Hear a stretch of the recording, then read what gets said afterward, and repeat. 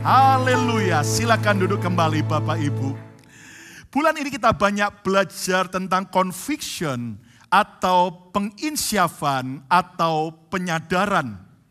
Dan saudara sekalian, Roh Kudus hadir selain menguatkan, menghibur, memimpin kita, tetapi Roh Kudus juga menginsyafkan kita akan dosa, akan kebenaran, dan juga akan penghakiman.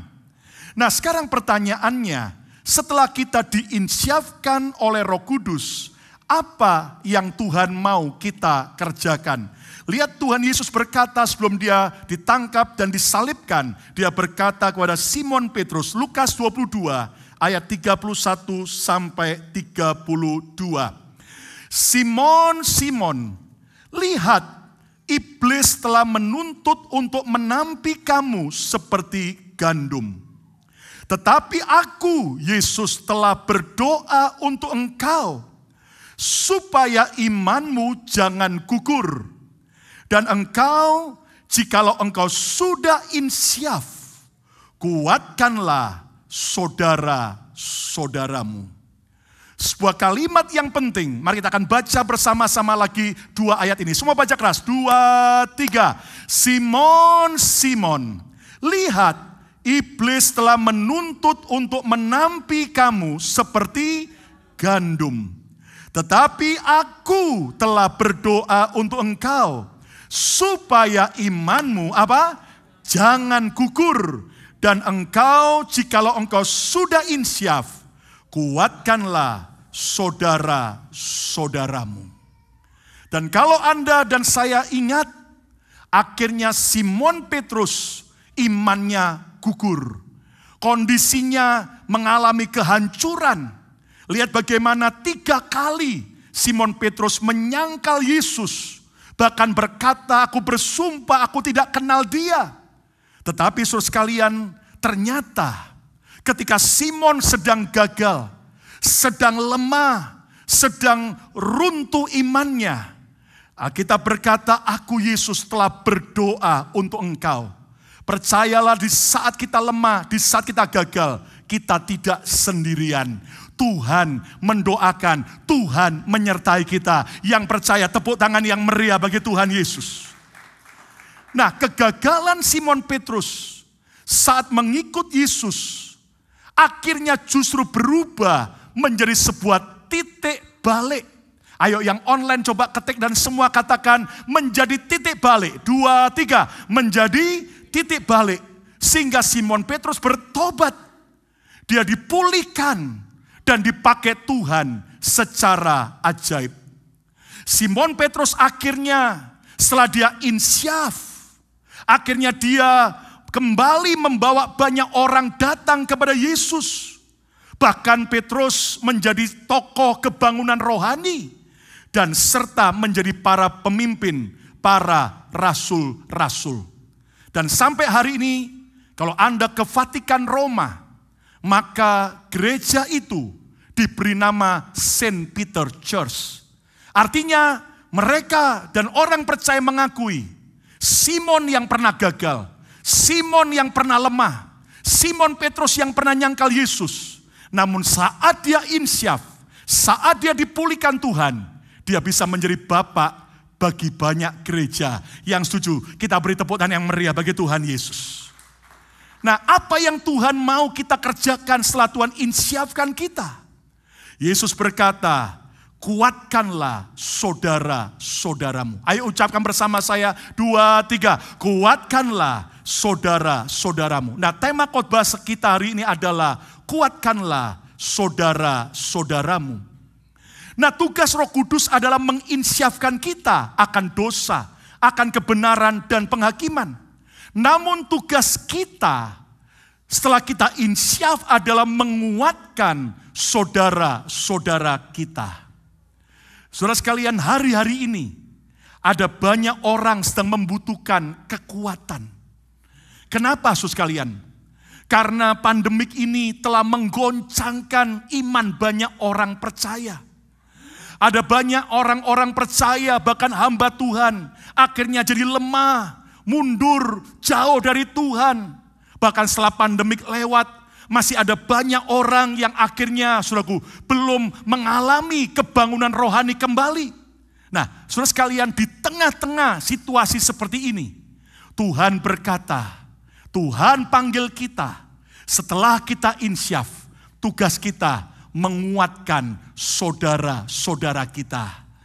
Saudaraku yang online coba ketik dan semua katakan, saya mau menguatkan saudara-saudara saya. 2, 3, saya mau menguatkan saudara-saudara saya. Sekali lagi 2, 3, saya mau menguatkan saudara-saudara saya. Siapa yang mau supaya teman kita, keluarga kita, sahabat kita yang sudah jauh dari Tuhan, yang sudah lemah mundur, kembali mereka kuat. Yang mau lambaikan tangan saudara. Ayo beri tepuk tangan yang meriah bagi Tuhan Yesus. Hari-hari ini saudaraku, Tuhan mau panggil kita untuk menguatkan saudara-saudara kita yang sedang lemah. Nah, bagaimana rahasia supaya kita bisa menguatkan saudara-saudara kita? Kita kembali belajar dari Simon Petrus. Mari kita lihat balik dalam Lukas 22 ayat 32 bagian A. Yesus berkata, tetapi aku telah berdoa untuk engkau, supaya imanmu jangan gugur. Ternyata saudara sekalian, di saat Simon Petrus sedang ditampi, sedang digoncang, sedang melewati masa sulit, Tuhan Yesus berkata, aku berdoa untuk engkau. Aku tidak tinggalkan engkau. Apa artinya? Saudara sekalian, rahasia supaya kita bisa kuat dan menguatkan orang lain. Yang pertama, jadilah kuat oleh kekuatan kuasa Tuhan. Jadilah kuat oleh kekuatan kuasa Tuhan. Be strong by the power of God. Sebelum kita bisa menguatkan orang lain, maka kita dulu harus jadi kuat. Ayo ucapkan bersama saya harus kuat. 2, 3. Sebelum kita menginsyafkan orang lain, kita dulu harus insyaf. Katakan amin. Dan Yesus berkata, aku berdoa untuk engkau supaya imanmu jangan gugur. Artinya begini saudaraku, lihat. Percayalah ada kehadiran Tuhan. Ada support, dukungan Yesus. Saat kita sedang lemah, saat alami goncangan. Mungkin hari ini ada saudara yang lewati goncangan keluarga, goncangan ekonomi, goncangan kesehatan, atau goncangan apapun termasuk goncangan pelayanan. Dengar baik-baik, Tuhan tidak tinggalkan kita. Dia mendoakan kita. Yang percaya, katakan haleluya. Pertanyaannya, kenapa Tuhan Yesus kok cuma berdoa? Kenapa Tuhan gak menolong kita, mencegah iblis atau mengusir iblis? Lihat kemari, saudara dengar. Seorang guru yang baik, waktu murid-muridnya lewati ujian, guru itu akan diam. Tetapi mata guru akan awasi murid-muridnya saat mengerjakan ujian. Masih ingat waktu kita sekolah? Saudara dulu pernah ujian? Katakan yes. Saudara, guru kita diam. Nah, hari-hari ini ada banyak orang ini. Kenapa saya udah berdoa, namun Tuhan diam saja, seolah-olah Tuhan tidak mau dengar. Kabar baiknya, Tuhan tidak pernah tinggalkan kita. Dia sedang awasi kita. Dia berdoa supaya saudara tidak lemah, tapi keluar sebagai pemenang bersama dengan Tuhan. Kurang meriah lagi, katakan haleluya. Lihat 2 Timotius 2 ayat yang pertama. Yuk kita baca sama-sama. 2, 3. Sebab itu, hai anakku, apa? Jadilah kuat oleh kasih karunia dalam Kristus Yesus. Hari ini ketika engkau sedang lemah, engkau sedang tidak berdaya oleh banyaknya tekanan, oleh keadaan, dengar baik-baik. Jadilah kuat oleh kasih karunia dalam Kristus. Artinya begini, saudara gak bisa kuat dengan kekuatanmu sendiri. Saudara, kita gak mampu dengan kekuatanmu sendiri. Namun tersedia kasih karunia Tuhan. Tersedia anugerah Tuhan. Lebih dari cukup untuk menguatkan, menolong kita semua. Ayo yang percaya, yang online coba ketik dan semua katakan, tersedia anugerah lebih dari cukup. 2, 3. Lebih keras lagi, 2, 3. Tersedia anugerah lebih dari cukup. Yang percaya katakan yes. Nah, saya mau tanya buat Bapak Ibu. Coba lihat gambar ini. Gambar yang pertama seorang wanita yang sedang mau membuat roti, kue. Dan dia pakai tepung yang terbaik. Dan juga gula yang terbaik. bahan-bahan dan peralatan panggang roti yang terbaik. Sementara ibu yang kedua, dia pakai tepung yang kualitasnya biasa-biasa. Bahkan cenderung ada yang kurang bagus sehingga harus diayak, dibersihkan dari yang terlalu keras. Bahkan gulanya pun biasa. Bahkan Anda lihat tempat membuat rotinya pun juga sangat sederhana, sudah tua. Saya mau tanya, dari ibu pertama dan kedua, kira-kira menurut saudara, hasil rotinya mana yang paling lesat dan paling enak? Siapa yang menjawab ibu yang pertama? Angkat tangan. Oke, 1, 2. Yang menjawab ibu yang kedua, angkat tangan. Oh, lebih banyak. Yang tidak angkat tangan, yang mau ikut Pastor Lukas saja angkat tangan. Saudara sekalian, ternyata balik pada gambar sebelumnya, dari dua ibu ini, saudaraku, ternyata hasil rotinya yang terbaik adalah ibu yang kedua. Loh, kenapa? Bukankah ibu pertama tepung terbaik, gula terbaik, panggangan yang baru? Karena dia baru belajar membuat kue. Namun ibu yang kedua, walaupun bahan dasarnya kurang bagus, gula dan panggangannya pun tua, tapi dia seorang yang ahli pembuat kue. Dia ekspor pengalaman, dan dengan passion dia buat kue. Dan hasilnya, yang lebih baik ibu yang kedua. Lihat kemari, bersyukurlah kalau saudara punya bahan dasar bagus. Mungkin kau dari keluarga yang bahagia, keluarga cinta Tuhan, bahkan engkau dari orang yang kaya, bahkan kau cantik, ganteng, pandai, bersyukur. Tapi seandainya ada di antara kita berasal dari latar belakang yang buruk, keluarga yang hancur berantakan, bahkan keluarga yang miskin, kita pun tidak ganteng, tidak cantik, bahkan pendidikan yang sangat rendah. Dengar baik-baik. Selama hidup kita ada di tangan Yesus, sang ahli pengubah mujizat, pembuat mujizat, hidup kita hasilnya luar biasa. Kurang meriah dong. Amin, saudaraku.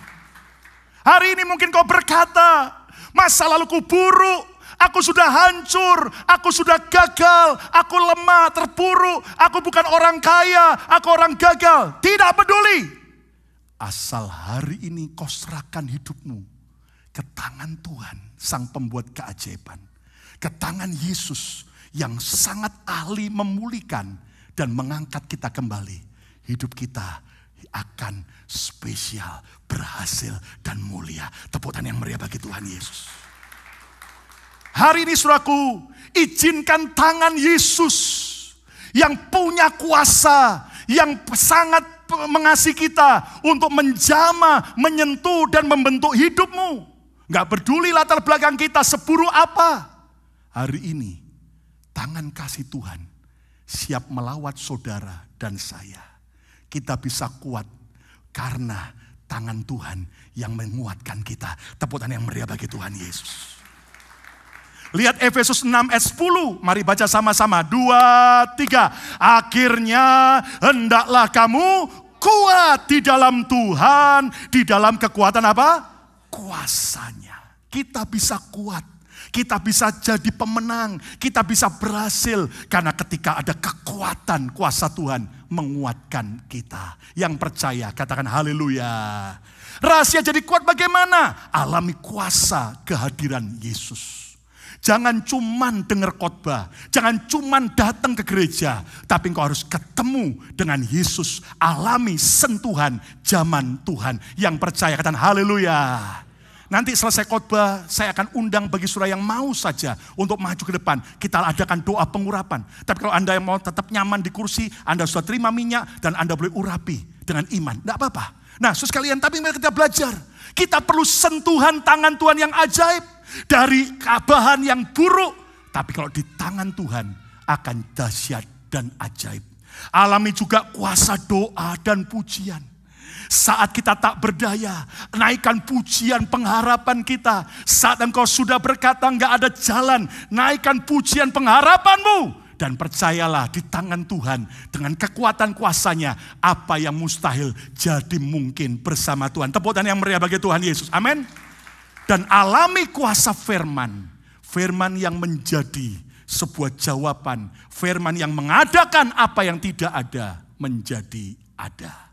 Yang pertama saudara sekalian, kita harus jadi kuat oleh kekuatan kuasa Tuhan. Ayo coba yang online coba ketik dan semua katakan, saya harus kuat. 2, 3. Lihat kanan kirimu katakan, kamu harus kuat.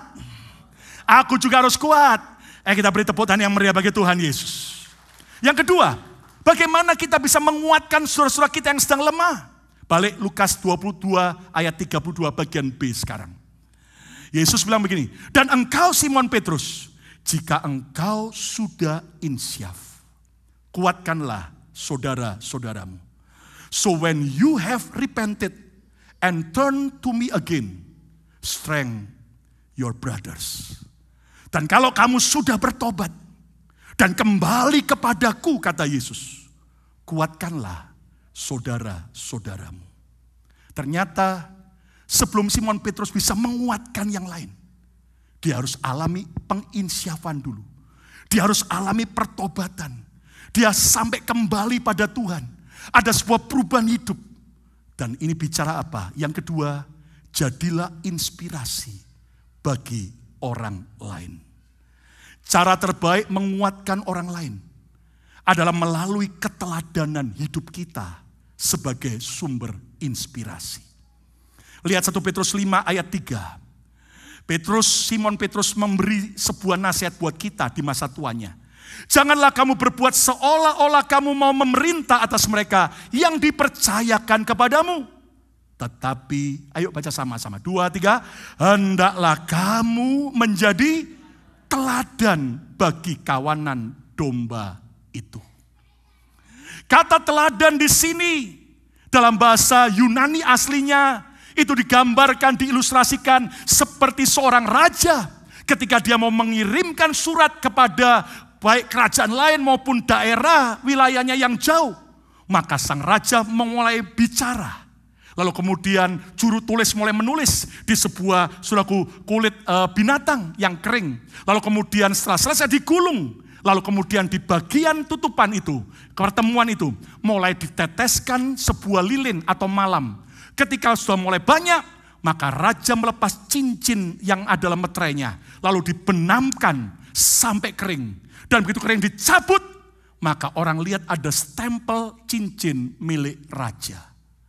Kata teladan itu artinya apa yang membekas di hati orang lain tentang diri kita.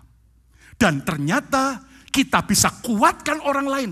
Selain kita harus kuat oleh karena kasih karunia Tuhan, oleh kuasa Tuhan. Namun juga kita harus jadi teladan inspirasi yang baik bagi orang lain. Apa yang hari ini membekas di hati anak-anak saudara tentang Anda orang tuanya? Mungkin memang kita dulu adalah orang yang kasar, jahat, egois. Tetapi izinkan Tuhan mengubah kita. Sehingga melalui perubahan kita akan menginspirasi banyak orang. Saudara sekalian percayalah, perkataan kita, nasihat kita kepada anak kita, orang tua kita, keluarga kita, orang lain. Itu tidak akan banyak mengubah. Tetapi inspirasi, perubahan hidup kita yang akan mengubah hidup banyak orang yang percaya. Beri tepuk tangan yang meriah bagi Tuhan Yesus. Dari orang yang kasar berubah jadi orang lembut. Gak ada yang amin. Dari orang yang hidupnya kacau jadi orang yang hidup benar. Dari orang yang jauh dari Tuhan sekarang cinta Tuhan. Dari orang yang egois sekarang jadi orang yang penuh kemurahan hati. Dan melalui perubahan itu maka orang akan lihat, wow, aku mau seperti dia. Saudara, di tengah-tengah keadaan zaman sekarang terlalu banyak contoh-contoh yang buruk. Baik dari hamba Tuhan yang skandal, baik juga dari orang-orang Kristen, baik dari orang-orang dunia. Anda tahu artis-artis, saudaraku, ngeri sekali. Ada yang cuma kawin berapa hari, cerai. Ada yang kemudian selingkuh dan sebagainya, saudaraku. Tapi di antara kalangan artis dunia, saudara, para wartawan dan banyak netizen membicarakan. Ada sebuah pasangan bintang film yang sangat menginspirasi. Orang ini adalah Pierce Brosnan dan istrinya Kelly Shea Brosnan. Dan mereka menikah tahun 2001. Dan lihat bagaimana ganteng dan cantik. Ya. Dan lihat bagaimana akhirnya mereka menikah sampai hari ini 21 tahun. Walaupun mungkin latar belakang mereka pernah hancur dan sebagainya. Tapi yang menarik, hari ini, tahun 2022, next apa yang terjadi? Nah, Kelly berubah jadi haleluya. Yang menarik, Pierce Brosnan tetap setia dengan istrinya. Dan tidak ada perselingkuhan. Dan Anda tahu apa yang terjadi? Pierce Brosnan berkata, sudah banyak teman-temanku nawari untuk upgrade badan daripada istriku, Kelly, secara operasi. Namun aku bilang sama Kelly, Kelly gak usah. Karena aku cinta pada kamu dulu, karena kecantikanmu. Tetapi aku sekarang cinta kepadamu, bukan karena penampilanmu. Tapi karena engkau adalah orang, istri yang baik. Dan engkau adalah ibu dari anak-anakku yang engkau lahirkan. Mereka jadi contoh minimal di antara yang ancur-ancuran, tapi masih ada yang setia sampai hari ini. Melihat ini, beberapa ibu-ibu tarik nafas lega. Saudara, maukah kita menginspirasi? Wow, hidup orang itu sampai akhirnya berubah dia ya. Dulunya kacau, sekarang jadi bagus. Nah, cara jadi inspirasi bagi orang lain apa? Lulus melewati proses ujian.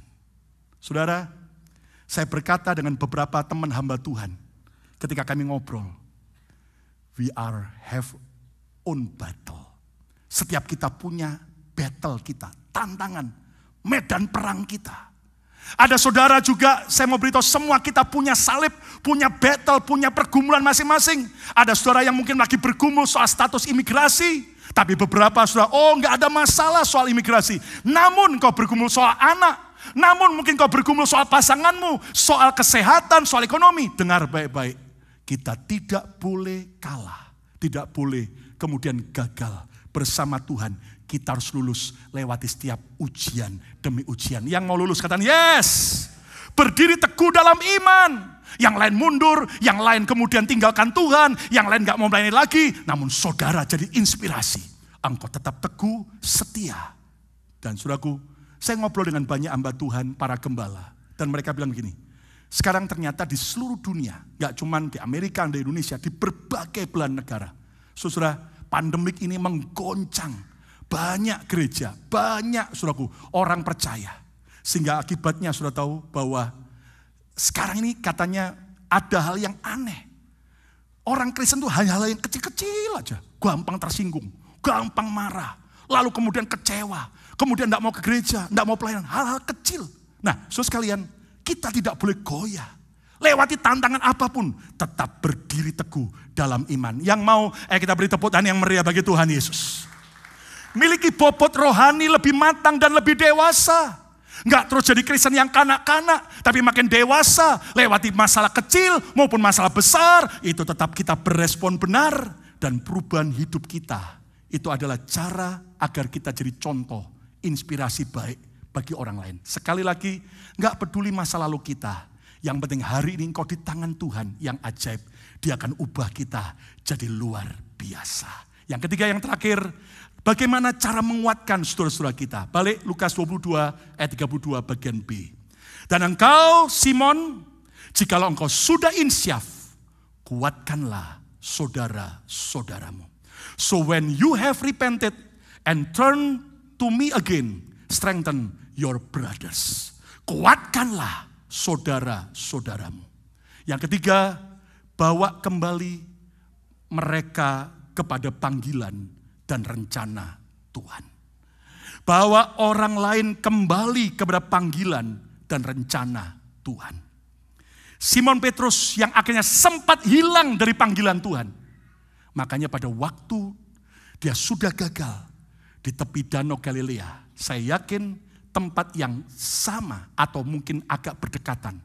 Pertama kali 3,5 tahun sebelumnya, Simon dipanggil oleh Yesus, follow me, ikutlah aku akan jadikan kamu penjala manusia. Dan di saat itu Petrus meninggalkan semua ikut Tuhan, ikut panggilan Tuhan. Namun saat dia lemah, saudaraku, di tepi danau itu, Yesus tanya, do you love me? Apakah kau mengasihi aku? Sampai 3 kali. Dan Yesus selalu berkata apa? Gembalakanlah domba-dombaku. Artinya begini, Simon, kamu punya panggilan, kamu punya sebuah pilihan Tuhan, kamu harus menggembalakan domba-dombaku. Dan akhirnya Simon balik dan dia kembali kepada panggilan, dan saudaraku, akhirnya dia kuatkan yang lain untuk kembali pada rencana dan panggilan Tuhan. Ayat yang terakhir, 2 Petrus 1 ayat 10. Mari kita baca sama-sama 2 Petrus 1 ayat 10, semua baca, 2, 3. Karena itu saudara-saudaraku, apa? Berusahalah sungguh-sungguh supaya panggilan dan pilihanmu makin teguh.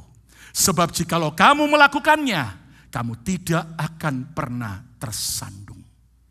Saudaraku, iblis berusaha menyandung kita dengan berbagai masalah, kekecewaan, dan sebagainya. Namun jika saudara kembali, makin bersungguh-sungguh, makin teguh, supaya kita hidup dalam panggilan dan pilihan Tuhan, kita makin teguh. Alkitab berkata, Petrus bilang, dan kamu kalau melakukannya, kamu tidak akan pernah tersandung.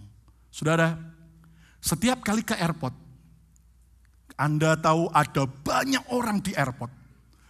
Dan juga ada banyak gate-gate di setiap terminal.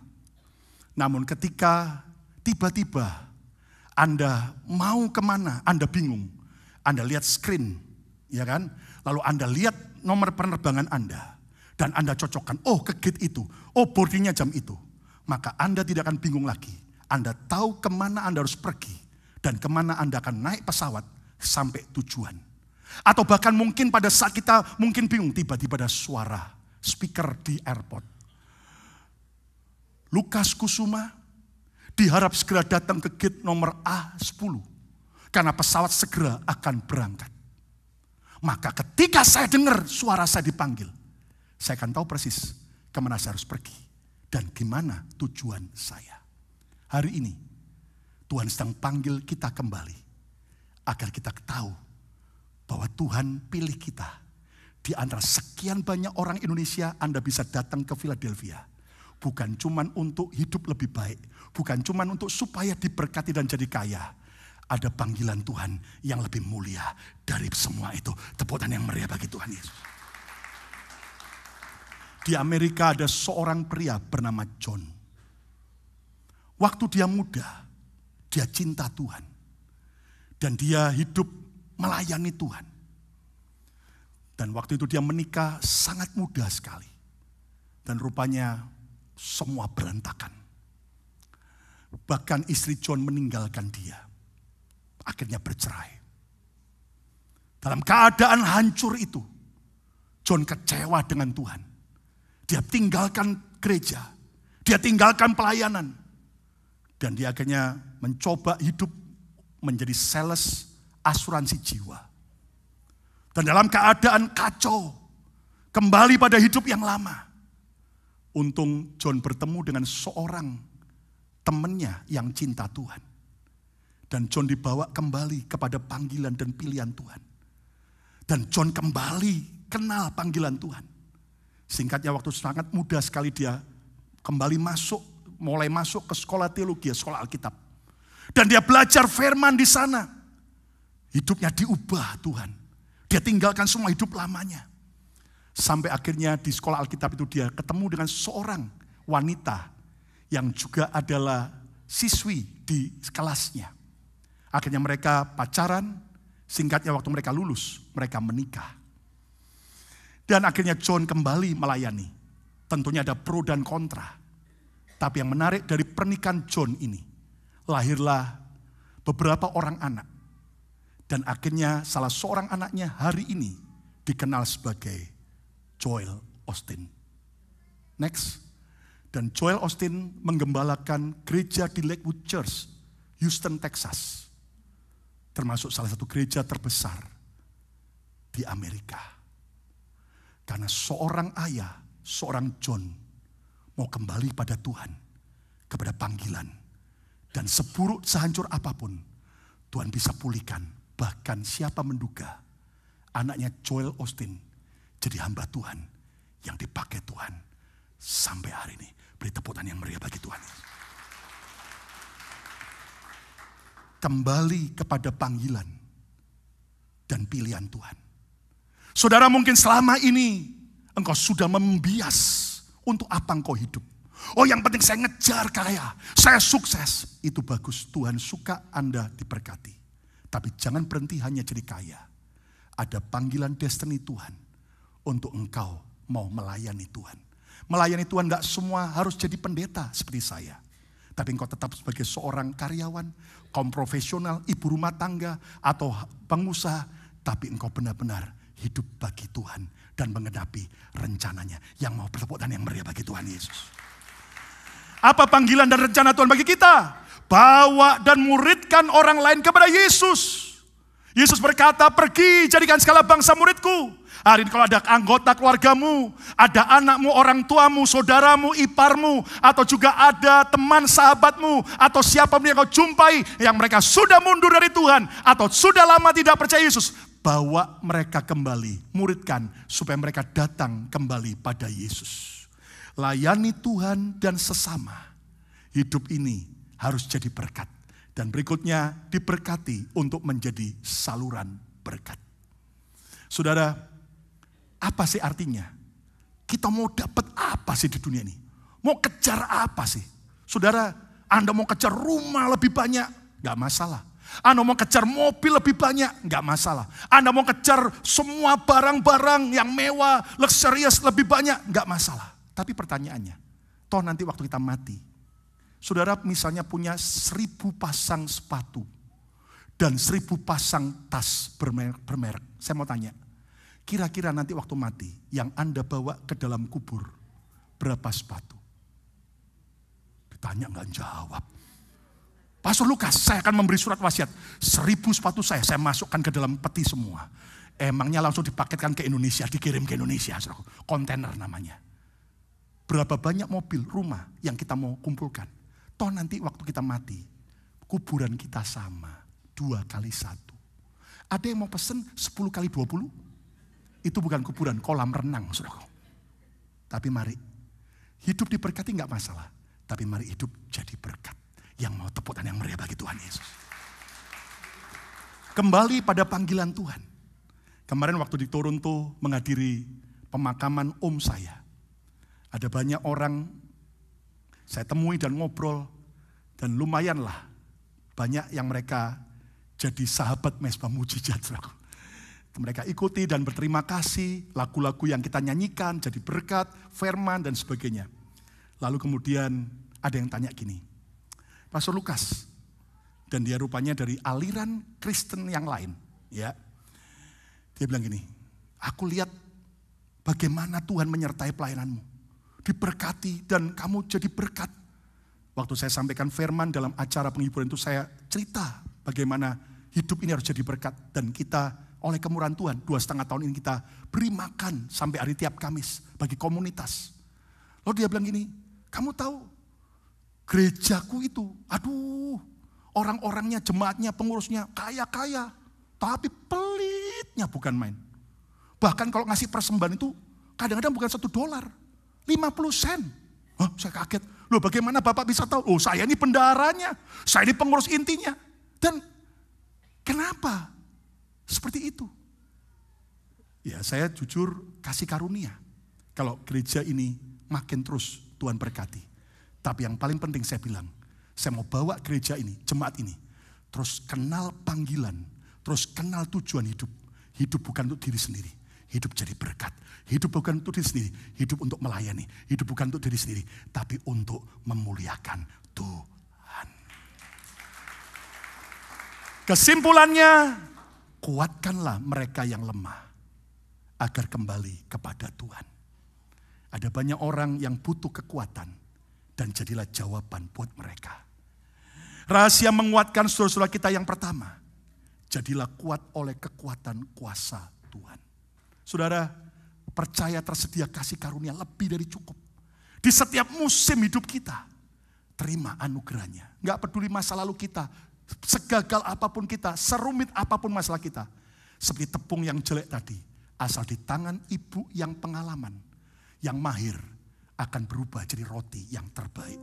Hidup kita juga akan diubah Tuhan saat kita ada di tangan Tuhan. Yang mau tepuk tangan yang meriah bagi Tuhan Yesus. Yang kedua, jadilah inspirasi bagi orang lain. Gak masalah dulu kita hancur, kita jahat, gak masalah.